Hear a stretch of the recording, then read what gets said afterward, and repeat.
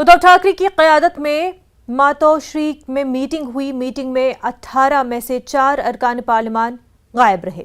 श्रीकांत शिंदे और भावना गावली ने मीटिंग में शिरकत नहीं की, जबकि एमपी बीमारी का हवाला देकर गायब रहे। मीटिंग में सदारती इंतखाब के बारे में बहस हुई। ज्यादातर मेंबरान पार्लियामेंट ने एनडीए उम्मीदवार द्रौपदी मुर्मू की हिमायत करने की बात कही, लेकिन अभी हतमी फैसला नहीं लिया गया है। अगले 2 दिनों में उद्धव ठाकरे इस पर फैसला लेंगे। वाज़ेह हो कि उद्धव ठाकरे लीडरों और कारकुनों को जोड़े रखने की भरपूर कोशिश कर रहे हैं। इस सिलसिले में उन्होंने अरकान असेंबली को जज्बाती खत भी लिखा। अपनी इन्हीं काविशों को वुसअत देते हुए उद्धव ठाकरे ने अरकान पार्लियामान की मीटिंग भी तलब की। वहीं शिवसेना की लड़ाई इलेक्शन कमीशन तक पहुंच गई है। महाराष्ट्र के साबिक वज़ीर आला और शिवसेना के सदर उद्धव ठाकरे ने एक कैविएट दायर किया है। उन्होंने इलेक्शन कमीशन से कहा कि अगर एकनाथ शिंदे शिवसेना के इंतखाबी निशान के लिए इलेक्शन कमीशन में आते हैं तो हमारी बात सुने बगैर कोई हुक्म जारी न करें। गौरतलब है कि हाल ही में शिंदे धड़े के एक एमएलए ने दावा किया था कि जब पार्टी के ज्यादातर एमएलए और एमपी उनके साथ हैं तो वही शिवसेना की असल है। एमएलए ने कहा था कि शिवसेना के इंतखाबी निशान पर हमारा भी उतना ही हक है।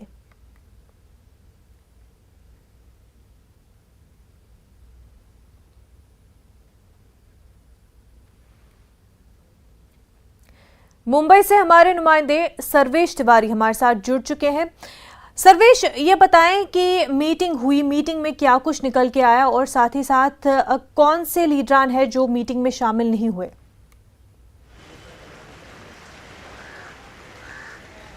और देखिए मुनिजा जी, जिस तरह से महाराष्ट्र की सियासत में एक से एक नए पहलू खुलते जा रहे हैं और एकनाथ शिंदे की बगावत के बाद जिस तरह से वो महाराष्ट्र के नए मुख्यमंत्री बने हैं, उसके बाद उद्धव ठाकरे जो उनकी शिवसेना पार्टी है जिसके वो पक्ष प्रमुख हैं, वो थोड़े से यहाँ पे कमज़ोर स्थिति में ज़रूर नज़र आ रहे हैं।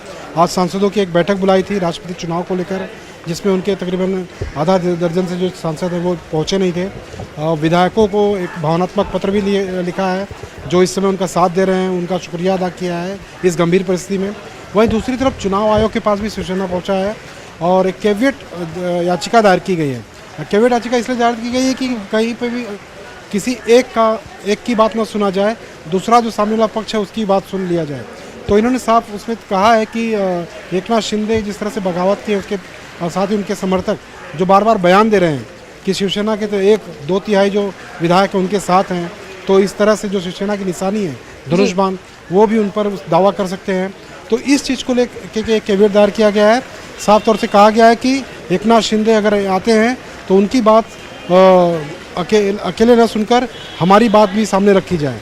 तो अभी तक फिलहाल चुनाव आयोग की तरफ से किसी ना तो एकनाथ शिंदे पहुंचे हैं, लेकिन शिवसेना जरूर पहुंच चुका है। पूरी तरह से मामला जो है चाहे सुप्रीम कोर्ट में हो चाहे चुनाव आयोग के पास है, पूरी तरह से जो लीगल टर्म्स एंड कंडीशन है उस बेसिस पे जाता नजर आ रहा है। जी मुनिजा जी। सर्वेश, ये जो कोशिशें हो रही है उद्धव ठाकरे की जानिब से, क्या उन्हें अब कहीं ये डर भी है कि अब जो बाकी के कुछ लोग उनके साथ है, ऐसा ना हो कि वो भी मुकम्मल तौर पर एकनाथ शिंदे के साथ आ जाए और उनकी जो लड़ाई है खुद को और उनके साथ जो लोग अभी है, पार्टी स्ट्रक्चर जो अभी उनके साथ है, उसको ही असल शिवसेना कहलाने की, वो भी उनके हाथ से निकल जाए?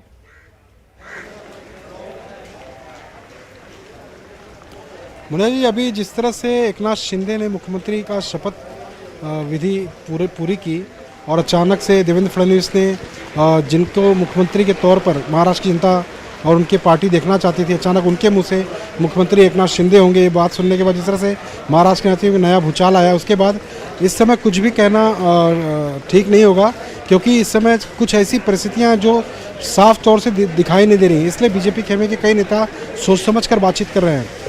हालांकि उद्धव ठाकरे जिस तरह से एक नीति अपना रहे हैं, अपने सांसदों से मिल रहे हैं, 15-16 जो उनके विधायक बचे उनसे मिल रहे हैं, उसको लेकर अभी वो सांसद किसके साथ जाएंगे, हालांकि उन सांसदों की तरफ से कोई एक पुख्ता बयान नहीं आया है कि हम एकनाथ शिंदे के साथ जाएंगे। लेकिन जिस तरह से पूरा मामला है, कुछ संदेहास्पद ज़रूर है कि आखिरकार ये पूरी कहानी का रचयिता कौन है, कहानीकार कौन है, प्रोड्यूसर कौन है, डायरेक्टर कौन है अभी तक, क्योंकि एकनाथ शिंदे ही नहीं, एकनाथ शिंदे के साथ बगावत करने वाले तमाम जो नेता हैं वो बार बार ये बात कर रहे हैं कि वो शिवसेना में ही है, शिवसेना से उन्होंने गद्दारी नहीं की, उन्हें गद्दार ना कहा जाए। तो ये एक चीज़ है संदेहास्पद जो बार बार दिखाई दे रही है। फिलहाल आने वाले कुछ दिनों में धीरे धीरे इस पर से तस्वीर जरूर साफ हो जाएगी। सुप्रीम कोर्ट ने महाराष्ट्र के जो नए विधानसभा अध्यक्ष बने हैं राहुल नार्वेकर, उन्होंने भी साफ संदेशा भेज दिया है कि जो शिवसेना यानी उद्धव ठाकरे गुट के जो विधायक हैं उन पर किसी तरह की कार्रवाई को लेकर आप पहल न करें अदालत में, जबकि मामला चल रहा है। तो शिवसेना उद्धव ठाकरे के लिए एक सुप्रीम कोर्ट से जो है राहत वाली थोड़ी सी खबर ज़रूर है, लेकिन ये लड़ाई लंबी कानूनी चल सकती है।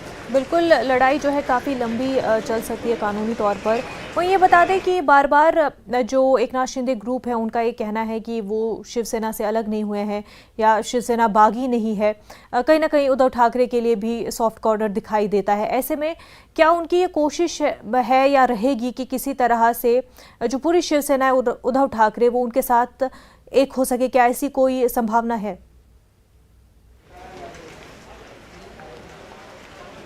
मनोजा जी, अगर हम 3-4 दिन पहले जो बागी एक नेता हैं दीपक केसकर, जो महाराष्ट्र के पूर्व गृह राज्य मंत्री रह चुके हैं, उनके बयान को सुने, जो कि एकनाथ शिंदे के समय साथ हैं इस समय, उन्होंने साफ तौर पे अपने प्रेस कॉन्फ्रेंस में ये भी बात कही थी कि किरीट सोमैया पर निशाना साधा था कि जिस तरह से किरीट सोमैया उद्धव ठाकरे उनके परिवार पर निशाना साधते हैं वो नहीं होना चाहिए। अब ये नहीं होना चाहिए, इसका मतलब वो उद्धव ठाकरे का समर्थन कर रहे थे। उन्होंने उस दिन बात भी ये भी कही थी कि हम शिवसेना के साथ ही हैं। तो कुल मिला जुला कर कौन साथ में है कौन नहीं, अब जब तक उद्धव ठाकरे से ये लोग बातचीत नहीं करते हैं या मिलते नहीं हैं असली शिवसेना कौन है। हालांकि जिस तरह से बगावत करने के बाद मुंबई सहित महाराष्ट्र में उद्धव ठाकरे की जो शिवसेना है वो लगातार बैठकों के दौर शुरू कर चुके हैं। कई जिलों में अपने जो जिला अध्यक्ष के पद थे उन्हें चेंज किया है। तो कुछ चीज़ें हैं जिन पर से पर्दा उठना बाकी है।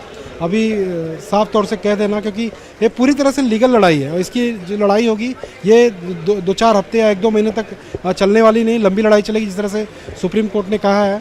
अब आने वाले समय में एकनाथ शिंदे जो हैं उनके भी समर्थक, वो उनका नाम प्लस उनके 15 विधायक उनके खिलाफ भी याचिका दायर की गई थी इनके डिस्क्वालिफिकेशन को लेकर जी। तो कुल मिला जुला कर यहाँ पे भी डिस्क्वालिफिकेशन का मामला है, वहाँ पे भी डिस्क्वालिफिकेशन का मामला है। सुप्रीम कोर्ट पूरी तरह से नज़र बनाए हुए राहुल नार्वेकर को जिस तरह से आदेश दिया है सुप्रीम कोर्ट ने, उसके बाद कहीं ना कहीं एक तस्वीर उद्धव ठाकरे खेमे में थोड़ी सी राहत कह सकते हैं, लेकिन पूरी तरह से वो एकदम खुशी का माहौल नहीं है, क्योंकि मुसीबत अभी भी उनके सर पे मंडरा रहा है कि आखिरकार आने वाले समय में 2/3 बहुमत का दावा करने वाले एकनाथ शिंदे क्या वाकई वो शिवसेना का जो चुनाव चिन्ह है धनुष बाण उस पर कब्जा कर पाते हैं या नहीं। बिल्कुल सर्वेश, और ये जिस तरह से आप बता रहे थे कि लीगली ये लड़ाई बहुत ही लंबी चलने वाली है, ऐसे में कैविएट भी उद्धव ठाकरे की जानिब से दायर किया गया है। पर ये बता दें कि चुनावी निशान के हवाले से क्या उद्धव ठाकरे एक स्ट्रॉन्ग होल्ड रखते हैं?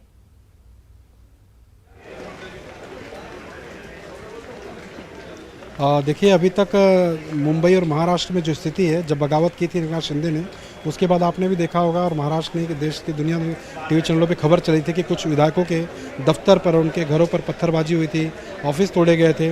लेकिन जिस तरह से एक बार उद्धव ठाकरे ने एक भावनात्मक अपील की कि मुंबई और महाराष्ट्र कितने भी शिवसैनिक हैं वो इनके आने पर चुप रहे हैं, एक जिस तरह से लॉ एंड ऑर्डर की स्थिति पैदा हो सकती थी, क्योंकि जिस तरह से धीरे धीरे तस्वीर साफ होती जा रही थी गुवाहाटी से मुंबई एकनाथ शिंदे आने के बाद, गोवा से तमाम समर्थक आने के बाद, कि सेंट्रल सीआईएसएफ के जवान उनके लिए तैनात थे, उन्हें एयरपोर्ट से लाकर मुंबई के राजभवन पहुंचाने तक।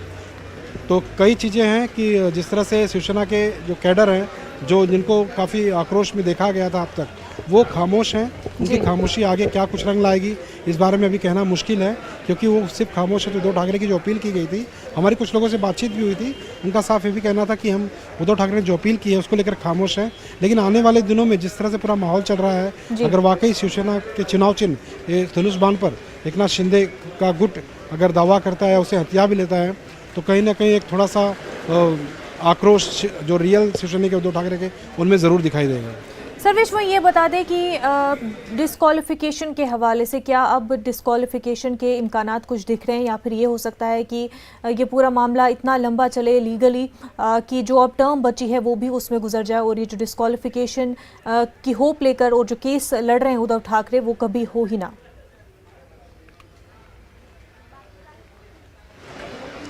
देखिए, अभी 3 दिन पहले हमारे शिवसेना के सांसद हैं अरविंद सावंत, उनसे बातचीत हुई थी, सीधे ऑफ द रिकॉर्ड भी बात की थी, उन्होंने कैमरे पे बात की थी। उनका साफ कहना है कि जो भी भारतीय संविधान है उसके मुताबिक उनकी दावेदारी जो है, उनका जो प्रभुत्व है इस पर सबसे ज़्यादा है। ये किसी भी तरह से एकनाथ शिंदे का गुट या एकनाथ शिंदे इसको हासिल नहीं कर सकते, ये अरविंद सावंत का कहना था। लेकिन जिस तरह से एकनाथ शिंदे कॉन्फिडेंस में नज़र आ रहे हैं, आत्मविश्वास में नज़र आ रहे हैं। जब से उन्होंने बगावत की, बगावत करने के बाद पहले सूरत के बाद गुवाहाटी से गोवा के बाद सीधे मुख्यमंत्री पद का हासिल किया बीजेपी के एक जो महाराष्ट्र के विपक्ष के नेता थे पहले देवेंद्र फडणवीस के साथ। तो कहीं ना कहीं बहुत आत्मविश्वास में नज़र आ रहे हैं। उन्हें एक बड़ा विश्वास है कि कहीं ना कहीं लीगल टर्म में लड़ाई में वो जीतेंगे। अभी लीगल टर्म आगे क्या कुछ रहेगा, हालांकि शिवसेना की तरफ से भी जो वकील लड़ाई लड़ रहे हैं वो भी काफ़ी मजबूत हैं और सामने वाले भी वो भी काफ़ी मजबूत हैं। देखना होगा कि आगे लीगल टर्म्स में कौन किसको मात देता है। लेकिन अभी तक जो है कि उद्धव ठाकरे की स्थिति कमज़ोर ज़रूर कह सकते हैं। जी मुनिदा जी, बिल्कुल लीगल लड़ाई काफ़ी लंबी होने वाली है और एकनाथ शिंदे ग्रुप काफ़ी मजबूत है पहले से ही। ऐसे में ये भी देखना है कि जो कहीं ना कहीं गैर हाजिर दिख रहे हैं एमएलएज या जो साथी है अभी उद्धव ठाकरे के साथ, क्या अगर वो भी शिंदे ग्रुप में शामिल हो जाते हैं तो उसके बाद क्या मजीद कितनी सिचुएशन उद्धव ठाकरे के लिए शिवसेना के हवाले से ख़राब हो सकती है। सर्वेश, बेहद शुक्रिया तमाम तर जानकारी के लिए। नाजरीन, वक्त हो गया एक छोटे से ब्रेक का, जल्द होंगे हाजिर।